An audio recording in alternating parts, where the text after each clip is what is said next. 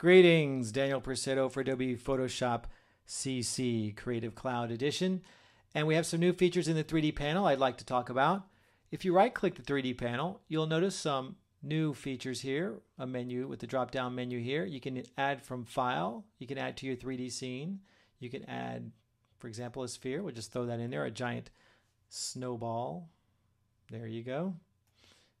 Let's move them both over here, and I'll just click on this one. I have a giant snowball in my scene, but I don't really want a snowball in my scene. If I click that sphere and say delete object, so now if you were experimenting with CS6 and you have some extraneous 3D objects in your scene, you can now get rid of them. You can say delete and sphere be gone. In addition, we have a way to replicate your meshes. If I click on the stone head, I can right click and you can see duplicate the object. It will now make a copy of this object, materials and all. I now have a separate mesh. I have two. One here. Let's move this one over here. It's a copy, so they're unique meshes. So I mentioned the word unique because I could also create an instance, which is not a unique copy. It can still carry the properties of the other. So let's go ahead and grab this instance mesh, which is a copy of this one here, or an instance of this one here.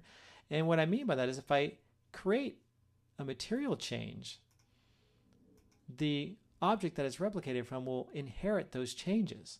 So if you have a lot of 3D objects in your scene and you want to change them quickly, you can make instance versions of them and it will inherit those changes. Now, for some reason, if you decided to change your mind and you want to say, I want to make it unique, I want to separate it, I want to do different things to it, I like where it is, you can select your object, your instanced object, and say, I want to bake that instance. I want to bake it in there and make it its own unique object, and it will become its own unique object. Let's choose something different here. Ooh, that's really ugly. Let's change it to something like that. Now we have three different objects. You can even select multiple objects and group these objects. You can multi-select to duplicate them if you wanted to as well. And you have tons of objects in your scene now.